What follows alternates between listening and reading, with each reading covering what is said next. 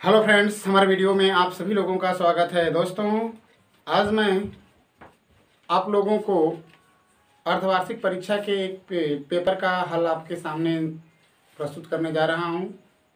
और यह प्रश्न पत्र जो है 2022 का है, जो अभी हाल ही में बच्चों ने परीक्षा दिया है। इसलिए मेरे चैनल से जुड़े हुए कक्षा 9 के जो बच्चे हैं, कृपया इस पेपर के सॉल्यूशन को देख लें। हो सकता है कि यह पेपर का जो क्वेश्चन है आपके लिए लाभदायक हो, यानी आपके लिए हितकर होगा या उचित होगा। दोस्तों, मैं आपको इस वीडियो में पूरा जो है अर्धवार्षिक पेपर का सॉल्यूशन आपको दिखाऊंगा। जैसा कि ये पेपर है आपके सामने, मैं इसको दिखा रहा हूँ। इस पेपर में जितने भी क्वेश्चंस हैं, सारे क्वेश्चनों का हल मैं आपको कर दूंगा।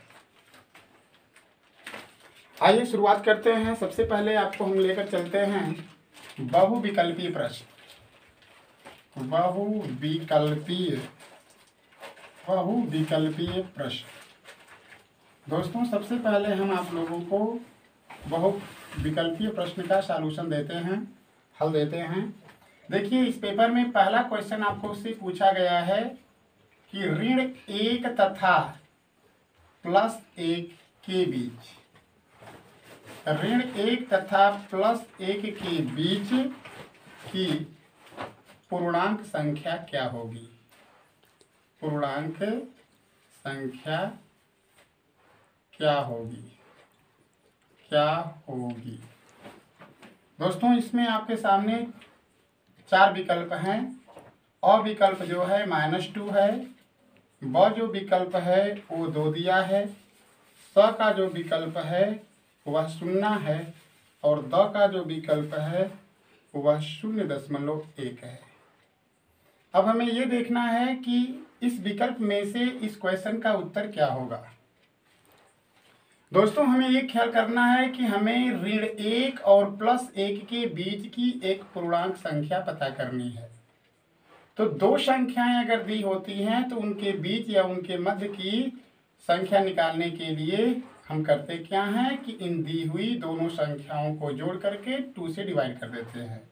यानी ऋण 1 तथा धन 1 के बीच पूर्णांक क्या होगा? तो आपको करना ये होगा, ऋण 1 को और धन +1 को जोड़कर इसमें 2 से डिवाइड कर देंगे। इस तरीके से इसको जब आप हल करते हैं तो ऋण 1 हो जाएगा, +1 हो जाएगा और बटा में 2 हो जाएगा। ये दोनों आपस में कट जाते हैं, 0/2 हुआ, यानी इसका रिजल्ट 0 होगा। इस तरीके से हम इस क्वेश्चन को हल किए तो हमारा आंसर 0 आ रहा है। इसलिए इस दिए हुए विकल्प अ, ब, स और द में से हमारा विकल्प स क्या है? सही है। दूसरा क्वेश्चन इसी पेपर में आपके सामने दिया गया है, क्वेश्चन नंबर 2, कि 9⁵2 का मान होगा।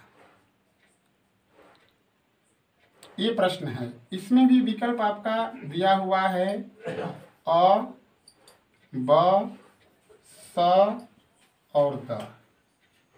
ये विकल्प दिया गया है।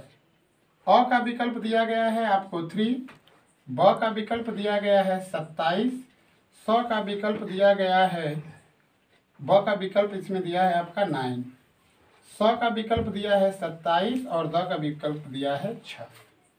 यानी आपसे क्वेश्चन ये किया गया है कि इस 9 का घात अगर 3/2 होगा तो इसका मान इन विकल्पों में से कौन सा सही होगा।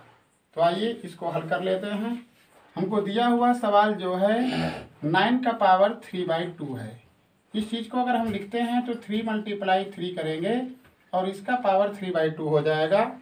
आगे जब बढ़ते हैं तो ये 3 का पावर 2 हुआ, इसका पावर 3/2 हो जाएगा। इसको आगे अगर हल करते हैं तो 3 का पावर 2 गुणते 3/2, 2 से कैंसिल, यानी 3 का पावर 3 मिला और 3 का पावर 3 का मतलब 3 का गुणा 3 बार करना होगा। इस तरीके से इसका उत्तर हमको क्या मिला? 27। इसलिए इस दूसरे क्वेश्चन का जो उत्तर आपका है वो सही उत्तर स है, इसलिए आप स को सही कर लेंगे। आगे तीसरा क्वेश्चन इस प्रश्न से क्या है, आगे बढ़ते हैं, आगे आपको समझाते हैं। क्वेश्चन नंबर 3 जो है इस पेपर में दिया गया है। क्वेश्चन नंबर 3 है कि √3 गुणते √5 का मान क्या होगा, या √3 गुणते √5 का मान होगा। इसमें भी आपके सामने 4 विकल्प हैं। अ विकल्प में दिया है √15, ब में दिया है आपका 15, स में आपका दिया है 3 करड़ी में 5, और द में दिया है आपका 5 करड़ी में 3। अब हमें इसका मान ज्ञात करना है कि अगर √3 में अगर हम √5 का मल्टीप्लाई करेंगे तो इन विकल्पों में से हमारा राइट उत्तर क्या होगा। दोस्तों ये दिया है √3 गुणते √5। जैसा कि हम सभी देख रहे हैं कि ये जो हमारी करड़ी है, इस करड़ी में दोनों करड़ी की घात इक्वल दिख रही है, इसलिए हमें ज़्यादा ताम लाम झाम नहीं करना है। करड़ी का घात अगर सेम दिख रहा है तो करड़ी के अंदर जो संख्याएं हैं उनका हम मल्टीप्लाई कर लेंगे, यानी इसका करड़ी में 3 गुणते करड़ी में 5 का गुणनफल √5 होगा, यानी हमारा विकल्प असही होगा। अगला सवाल आपका दिया है निम्न में बहुपद नहीं है। इसमें विकल्प अ दिया है आपका x² + 5x, ब आपका विकल्प दिया हुआ है 6 + 2y, स का जो विकल्प है √x + 2x है, और द जो है उसका विकल्प है आपका x - 5। अब इसमें से हमें ये करना है, छांटना है कि निम्नलिखित में से बहुपद कौन सा नहीं है। हमने आपको बताया है कि बहुपद छांटते समय हमें ये देखना है कि यह जो हमारा चर होना चाहिए वह चर का मान कभी भी उसका जो घातांक हो वह परिमेय संख्या के रूप में ना हो, यानी ये चीज कभी भी ऐसे रूट के अंदर नहीं होनी चाहिए इसका मान, या इसको अगर आप लिखते हैं तो x⁻1/2 हो जाएगा। इस वजह से इसका घात जो है वह एक ऋणोत्तर पूर्णांक नहीं है, एक वजह से इस चीज को अब छाटेंगे आप। ये पहला जो हमारा विकल्प है x² + 5x है, यानी यह हमारा बहुपद है। आगे बढ़ते हैं, ये भी बहुपद है, लेकिन यहाँ पर हम देख रहे हैं कि रूट के अंदर x दिया हुआ है, इसलिए इस चीज को अगर हम ओपनली लिखेंगे तो ये हो जाएगा x⁻1/2 + 2x। इस वजह से यह जो हमारा स जो विकल्प है वो बहुपद नहीं है, इसलिए यही स हमारा विकल्प क्या है, सही है। यानी इस दिए हुए 4 आंसर में से जो स है वही विकल्प सही है, यानी वही हमारा बहुपद नहीं होगा। अब आगे बढ़ते हैं। आगे के क्रम में आपका सवाल दिया हुआ है, आगे दिया है 7वां सवाल आपका दिया हुआ था। ये है आपका 6वां सवाल होगा। 6वां सवाल ये है आपका 3x है और प्लस x⁵ है, और दिया गया था +7। इसमें कहा था कि घात क्या है, कि घात होगी। इसमें भी आपको विकल्प दिया हुआ है अ, ब, स और द। ये 4 विकल्प इसमें भी आपको दिया गया है। अ वाला में मान है 3, ब वाला में आपका है, ब में है 1, स में है 5 और द में है 7। अब हमें इस बहुपद की घात हमें बतानी है, तो आपको बताया गया है कि बहुपद की जो घात होती है चर की सबसे बड़ी घात, सबसे बड़ी घात, यानी जो दिया हुआ बहुपद होगा उस बहुपद में जो चर होगा उस चर की जो सबसे बड़ी घात दिखाई देगी वही उस बहुपद का घात कहलाएगा। तो आप देख रहे हैं कि इसमें चर एक ठो 3x वाले पद में है और यहाँ पर एक x में है। इस x का पावर 5 दिख रहा है, इस x का पावर 1 दिख रहा है। इस वजह से इसका राइट आंसर जो होगा घात, इस बहुपद की घात क्या होगी 5, क्योंकि चर की सबसे बड़ी घात हमको 5 नजर आ रही है। इसलिए इस विकल्प में से अगर आप ट्रिक लगाना चाहते हैं तो आपका विकल्प क्या है, सही है। आगे बढ़ते हैं। अगले क्रम में एक क्वेश्चन आपका दिया गया है a का पावर 5 b और ऋण a b का पावर 5 का गुणनखंड होगा। इसमें से हमें छांटना है दोस्तों। इसमें विकल्प दिए हुए हैं। अ का विकल्प है आपका a का वर्ग b का वर्ग कोष्टक के अंदर a का घाते 3b और ऋण a b का पावर 3। स का उत्तर दिया हुआ है आपका ए बी कोष्टक के अंदर a का पावर 4 b का पावर 4। द का दिया हुआ है विकल्प a का पावर 5 और कोष्टक के अंदर b माइनस a और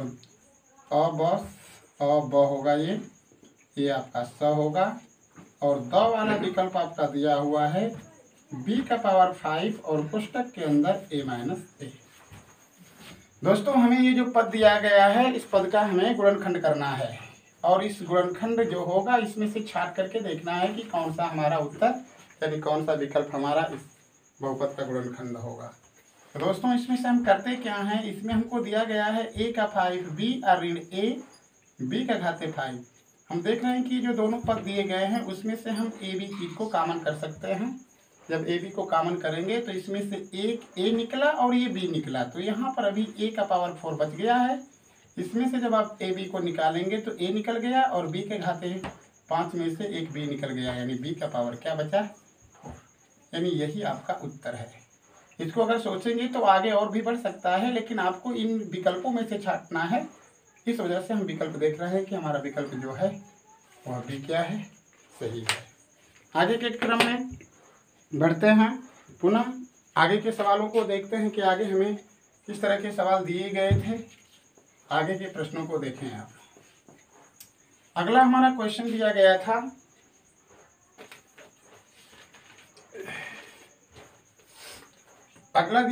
क्वेश्चन नंबर 8 था आपके पेपर में कि x का पावर 4 प्लस 4 को पूर्ण वर्ग बनाने के लिए पूर्ण वर्ग बनाने के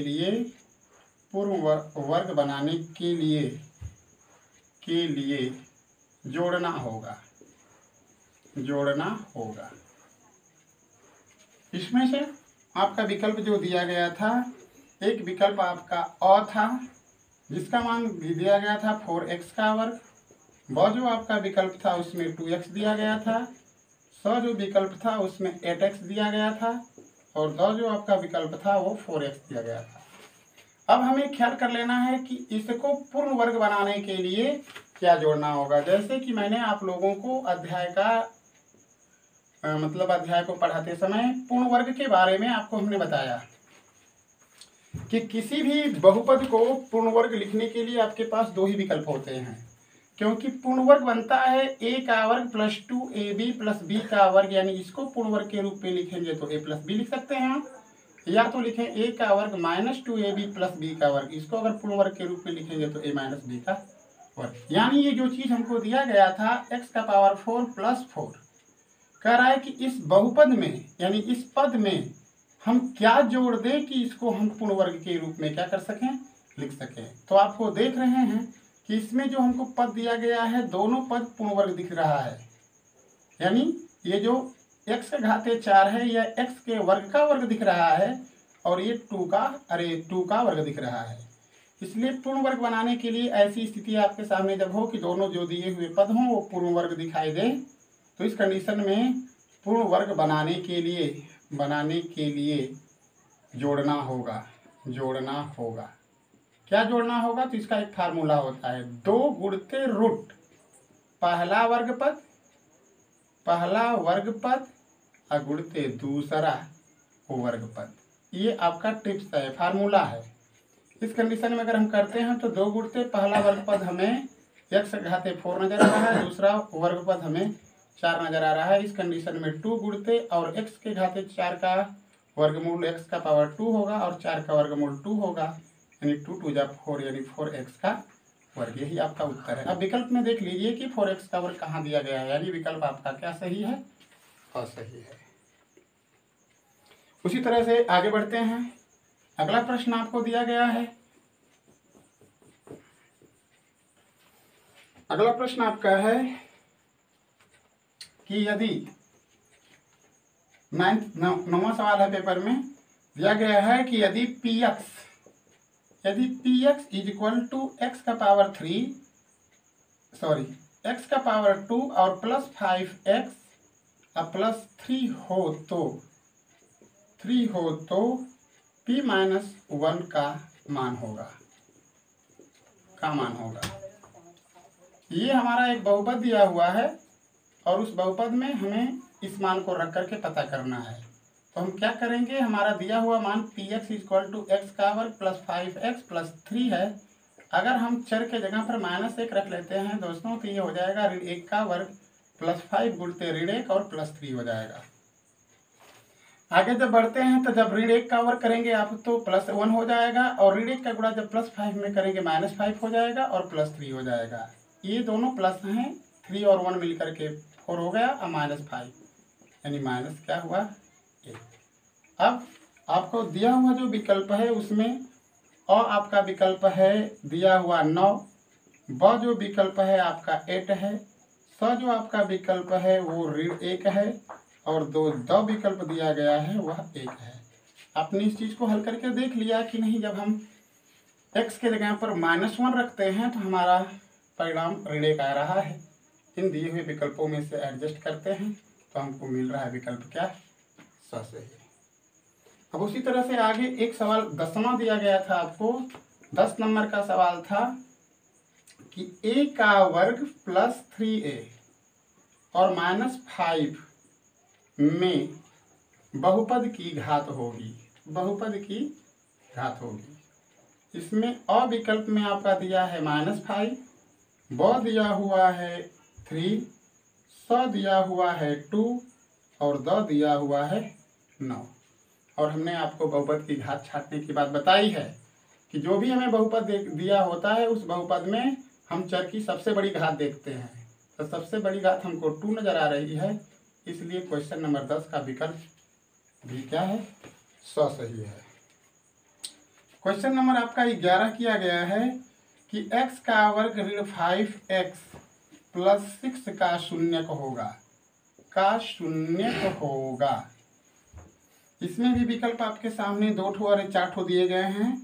अ में 2 दिया गया है, ब विकल्प में 4 दिया गया है, स विकल्प में आपका 5 दिया गया है और द विकल्प में आपका 6 दिया हुआ है। ऐसी स्थिति में हम करते क्या है, ऐसी स्थिति में अब हम लगाते समय करेंगे क्या, ये जो हमको बहुपद दिया हुआ है इसका शून्यक पता करने के लिए हमें क्या करना होगा, सबसे पहले ये जो बहुपद होगा इस बहुपद का हमें गुणनखंड कर लेना होगा।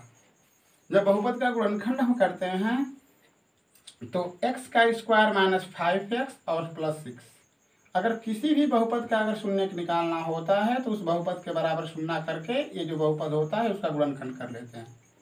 ये संख्या दी हुई है -5x, इसको 2 पदों में तोड़ देना होगा। ऐसा तोड़ना है कि जोड़ने पर -5 हो और गुणा करने पर प्लस 6 हो जाए। इसको तोड़ते हैं तो -3x -2x मिलता है और प्लस 6 इक्वल टू 0 हो गया।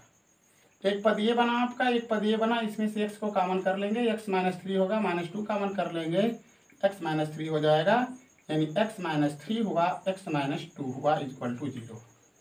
इस कंडीशन में आपको एक गुणनखंड मिल रहा है x बराबर 0, अरे x -3 बराबर 0, तो x बराबर 1 को 3 हुआ और एक मिला x -2 बराबर 0 यानी x बराबर 2 हो जाएगा। अब इसमें देखेंगे कि इस बहुपद की घात 2 थी तो कन्फर्म है कि शून्य उसके 2 प्राप्त होंगे, लेकिन आपको इस दिए हुए प्राप्त किए हुए शून्यकों में से देखना है कि इसमें से जो शून्यक हमने दोनों निकाला है क्या इन दोनों में से कोई विकल्प में है। तो हमको नज़र आ रहा है विकल्प क्या, अ। इसलिए हम अ वाले पर क्या लगा देंगे, टिक लगा देंगे। आगे दिया गया है आपका क्वेश्चन नंबर 12।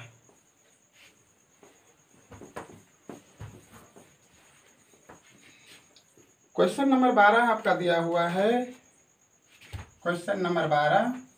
इसमें दिया गया है क्वेश्चन की x का पावर 3 प्लस 3x का पावर 5 माइनस कोष्टक के अंदर दिया है 7x का पावर 5 ऋण 4x का पावर 5 और प्लस 8 की घात बताइए, की घात होगी। इसमें भी विकल्प आपका अ ब स दिया हुआ है, अ है, ब है, स है और द है। ये 4 विकल्प दिए गए हैं। अ में आपको दिया गया है 5, ब में दिया गया है आपको 3, स में दिया गया है 2 और द में दिया गया है 8। ये चीज हमको दिया गया है और इसकी घात हमें बतलानी है। तो इस चीज को पहले हम हल कर लेते हैं। x का पावर 3 है प्लस 3x का पावर 5 है माइनस, अब इस माइनस चिन्ह का इन दोनों पदों में गुणा करेंगे। जब ये माइनस का गुणा इसमें होगा तो -7x का पावर 5 हो जाएगा और इस माइनस का गुणा जब इस माइनस में करते हैं तो ये प्लस बन जाएगा, प्लस 4x का पावर 5 और प्लस 8 हो जाएगी। आगे अगर हम बढ़ते हैं तो क्या देखते हैं, प्लस वाले चीज़ को एक में जोड़ लेते हैं और माइनस वाली चीज़ को एक में जोड़ लेते हैं। तो x का पावर 3 का केवल एक ही पद है तो लिख देते हैं। 5 घात वाले 3 पद हैं, इसमें से ये 2 पद प्लस में हैं, इन दोनों को जोड़ा गया तो प्लस 7x का घाते 5 ऋण 7x का घाते 5। ये दोनों जोड़ने पे प्लस हुए तो प्लस लिख दिया, ये माइनस हो गया और ये प्लस 8 हो जाएगा। इन दोनों में हम देख क्या रहे हैं कि ये पद कट रहे हैं। शेष हमको मिला बहुपद x का पावर 3 और -8, यानी इस बहुपद की घात वास्तव में जो है वो 3 है। विकल्प में पहुंचते हैं, विकल्प में देखते हैं तो हमारा विकल्प भी क्या है, सही है। 13 नंबर का सवाल दिया है आपको, सवाल नंबर 13 दिया हुआ है। सवाल नंबर 13 है इसमें कि यदि x बराबर 3 हो तो, यदि x बराबर 3 हो तो 2x प्लस 1 का पावर 3 का मान क्या होगा। अगर x का मान अगर हम 3 अगर इस बहुपद में रख करके उसको हल करेंगे तो मान क्या होगा। इसमें भी विकल्प आपको 4 दिया गया है। अ का विकल्प दिया हुआ है 349, ब का विकल्प आपका दिया गया है 343, स का आपका विकल्प दिया गया है 381 और द का जो विकल्प दिया गया है आपको 348। ये 4 विकल्प हैं। अब हम करेंगे क्या, इसमें दिया है कि 2x प्लस 1 का क्यूब बराबर, ये हो जाएगा 2 गुणते x का पावर 3 रखेंगे तो 2 गुणते 3 हो जाएगा और प्लस 1 का पावर 3 हो जाएगा। ये 3 गुना के 6 हो गया, प्लस 1 हो गया, पावर 3 हो गया, 7 का पावर 3 हो जाएगा। इसका मतलब 7 गुणते 7 गुणते 7, 7 सत्ते 49 और गुणते 7 का जब मल्टीप्लाई करेंगे तो 7 9 63 को 3 हाथ में लग गया 6 और 7 चौक 28 में 6 जब जोड़ते हैं तो 34 हो गया, यानी इसका मान हो रहा है 343। अब हम राइट आंसर अपने विकल्प में ढूंढते हैं। ये दिया है 349, ये तो नहीं आया है, लेकिन ब का विकल्प हमारा क्या है, वो सही है। 14वां क्वेश्चन आपका दिया गया है इसमें कि एक समकोण होता है, एक समकोण का मान होता है, एक समकोण का मान होता है। इसमें 4 विकल्प आपके सामने दिए हुए हैं, अ ब स और द। अ वाले में दिया है 60 अंश, ब वाले में दिया है 30 अंश, स वाले में दिया है 90 अंश, 120 अंश दिया हुआ है, यानी 60 अंश, 30 अंश, 90 अंश और 120 अंश।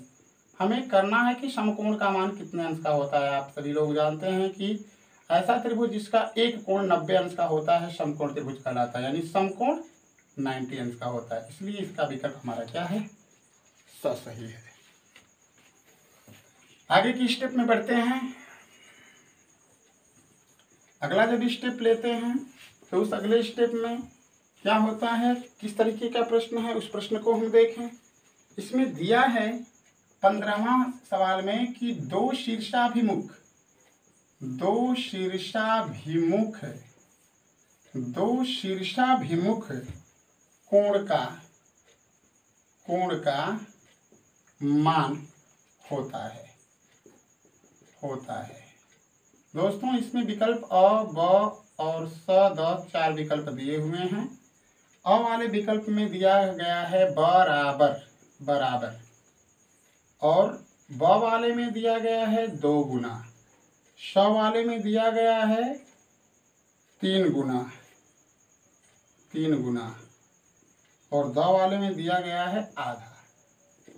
अब हमें ये देखना है कि दो जो शीर्षाभिमुख कोण होते हैं उनके मान कैसे होते हैं। तो सबसे पहले तो जरूरी हो गई कि ये शीर्षाभिमुख कोण होता क्या है।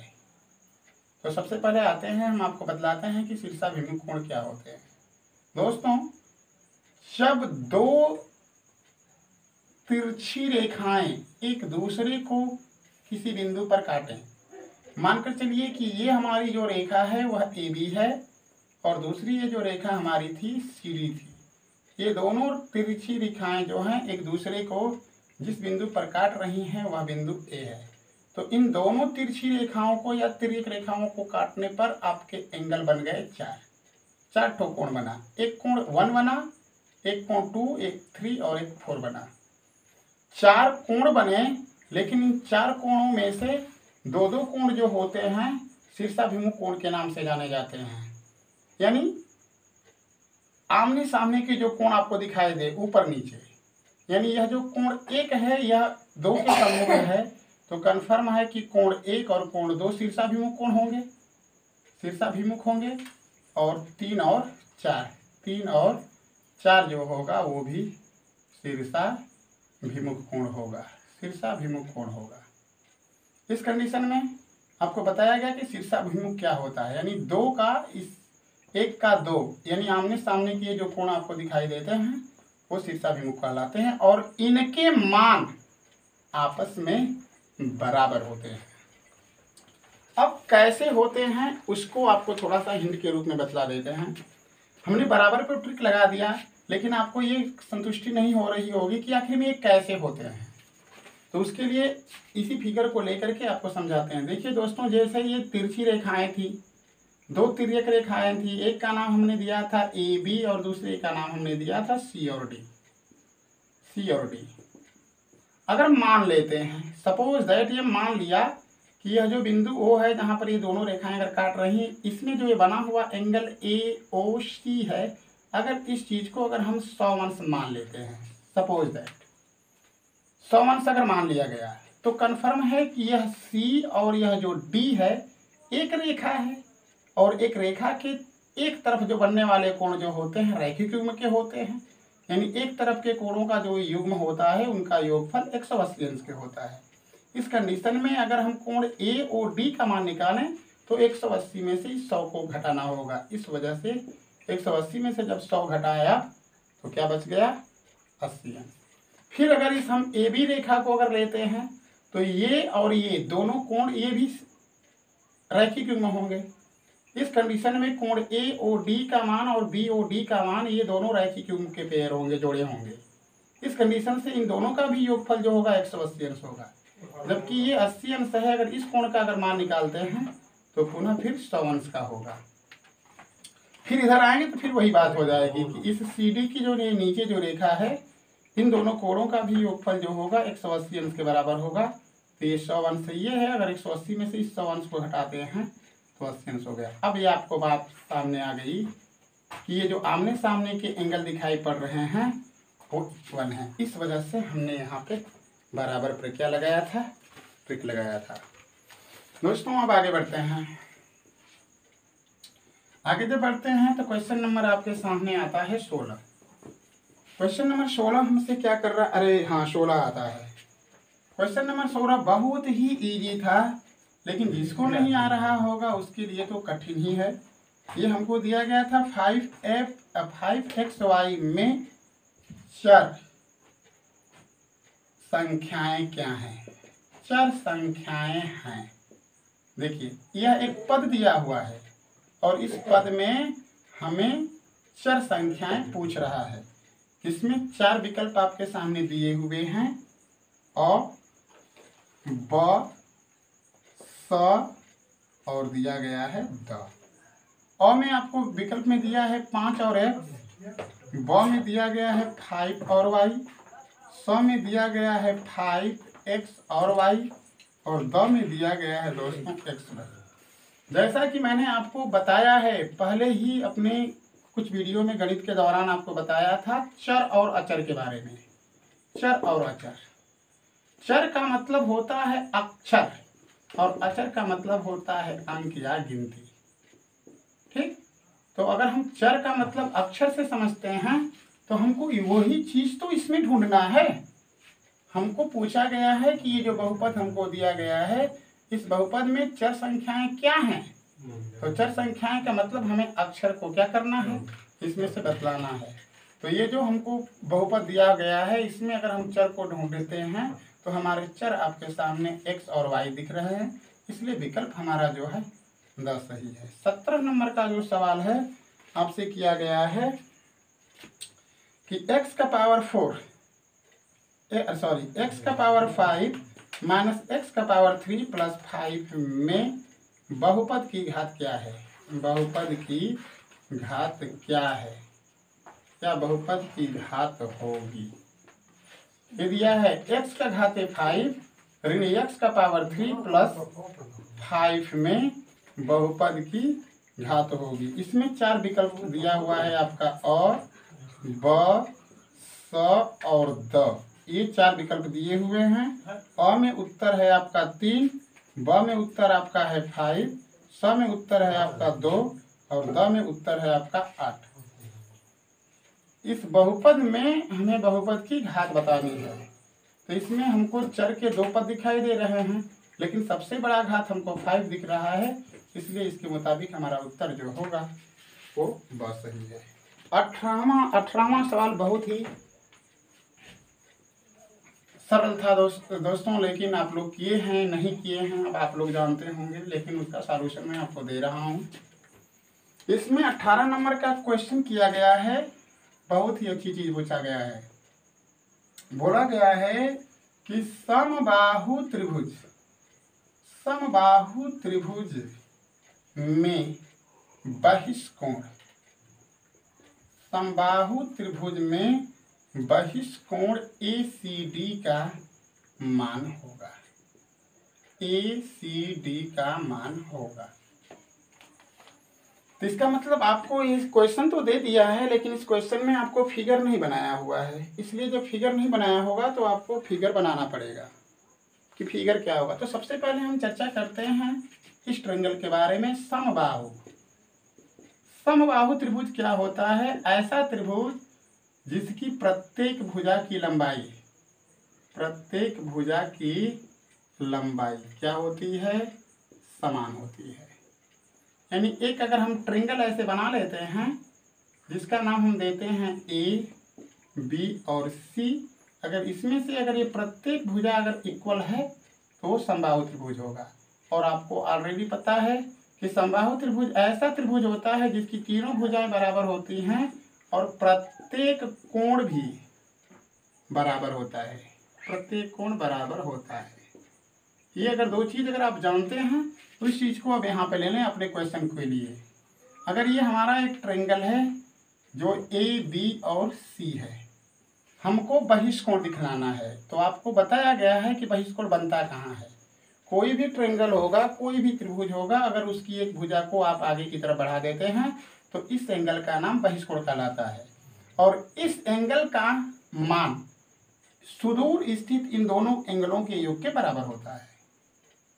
ठीक, यहाँ पर बात करें, हमने आपको बताया कि प्रत्येक कोण बराबर होते हैं। एक त्रिभुज के तीनों कोणों का योगफल 180 अंश होता है। जब हमारा बोला है कि समबाहु त्रिभुज में प्रत्येक कोण अगर बराबर होता है तो इस 180 अंश को 3 समान भागों में बांट दें। जब 3 समान भागों में बांटते हैं तो 60 अंश मिलता है, यानी इसका प्रत्येक एंगल जो होता है वो 60 अंश का होता है। यहाँ पर अगर आते हैं तो पुनः वही चीज हम लिख लेंगे कि ये 60 अंश का एंगल होगा, ये 60 अंश का एंगल होगा, ये 60 अंश का एंगल होगा। हमें इस बहिष्कोण का मान ज्ञात करना है। हमने आपको बताया कि इस बहिष्कोण का मान इस सुदूर स्थित 2 कोणों के योग के बराबर होता है। इस कंडीशन में अगर 60 और 60 को अगर हम जोड़ देते हैं 60 अंश को तो 120। ठीक है, तो यानी यह 120 अंश का होगा। विकल्प में आपको दिया गया है अ, ब, स और द। अ में विकल्प आपको दिया गया था 100 अंश, ब में दिया गया था 160 अंश, स में दिया गया था 120 अंश और द में दिया गया था 110 अंश।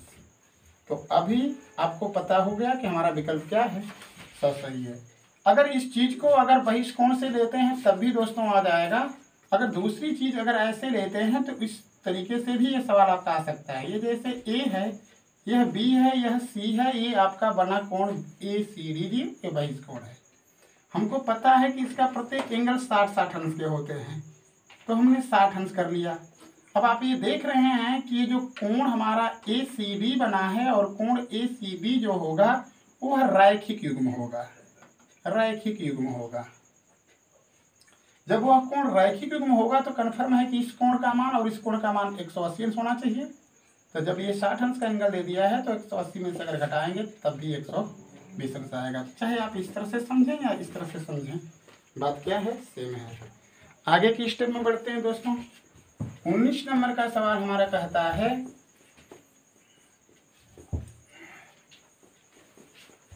बहुविकल्पी के 2 क्वेश्चन और बचे हैं, दोनों क्वेश्चनों को देख लीजिए। 19 नंबर का सवाल आपसे कहा है कि यदि px is equal to 2x और qx is equal to x का वर्ग, तो px इंटू qx, अरे सॉरी, P2 और Q2 का गुणनफल क्या होगा।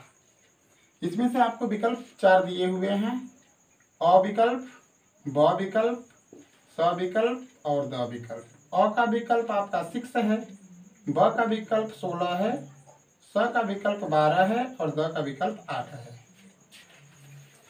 दिया है कि px का मान 2x और qx का मान x का वर्ग है। अब आइए इस पे विचार करते हैं।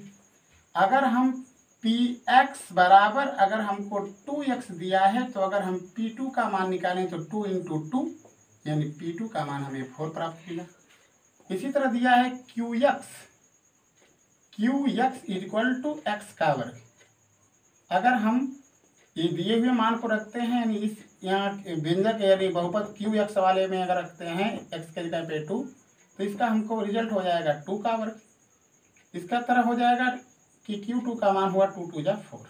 अब हमें मान निकालना है कि इसका P2 इंटू Q2 का, तो P2 का मान हमारा भी आ गया 4 और Q2 का मान भी हमारा आ गया 4, यानी 4 मल्टीप्लाई 4 करेंगे तो क्या होगा 16। इस तरह से हमारा विकल्प क्या होना चाहिए, 16 सही होना चाहिए, यानी ब विकल्प हमारा सही है। अब आइए बहुविकल्पीय प्रश्न का लास्ट क्वेश्चन आपका है 20 नंबर का क्वेश्चन आपको दिया है कि x का स्क्वायर माइनस 7x प्लस 12 में अगर x माइनस 3 से भाग दें तो शेषफल क्या होगा, तो शेषफल क्या होगा या शेषफल होगा। इसमें भी विकल्प आपको अ, ब, स और द दिया हुआ है। अ का आपका विकल्प है 5, ब का विकल्प है आपका 0, स का विकल्प है 12 और द का विकल्प है 18। हमें क्या करना है कि इस बहुपद में इस बहुपद से भाग देने पर ओनली हमसे शेषफल पूछ रहा है, हमसे भागफल नहीं पूछ रहा है। अगर भागफल और शेषफल दोनों पूछता तब तो हमें यहाँ पर डिवाइड करने की बात आती, लेकिन हमसे केवल ओनली शेषफल पूछा है। तो ऐसा स्थिति में क्या करते हैं कि जिस बहुपद से आपको भाग देना होता है उस बहुपद के बराबर 0 रखेंगे। क्यों, क्योंकि शेषफल हमसे पूछ रहा है। तो इसके बराबर 0 कर लेते हैं और x का वैल्यू उस बहुपद से निकाल लेते हैं जिससे हमें भाग देना होता है, और x का जो मान होता है चर का उसको इस बहुपद में रख देते हैं जिसमें भाग देना होता है। इसलिए हम लिखेंगे कि बहुपद x का स्क्वायर माइनस 7x प्लस 12 में x बराबर 3 रखने पर, तो 3 रख लेंगे। 3 का पावर 2 हो गया, 3 का पावर 2 ऋण 7 गुणते 3 हो गया, प्लस हो गया 12। ये हो जाएगा 3 तिली के 9, 7 तिली के 21 और प्लस हो जाएगा 12। ये दोनों प्लस वाली संख्याएं हैं, 12 और 9 को जोड़ा गया 21 और माइनस 21 हो गया। ये दोनों आपस में कट गए, क्या मिला शून्य मिला, इसलिए हमारा विकल्प ब सही है। दोस्तों इस तरीके से मैंने आपके पेपर के बहुविकल्पीय प्रश्नों का हल किया। दोस्तों मैं अगले वीडियो में आपको अति लघु उत्तरीय प्रश्न और दीर्घ उत्तरीय प्रश्नों के हल को भी आपको दूंगा। धन्यवाद दोस्तों।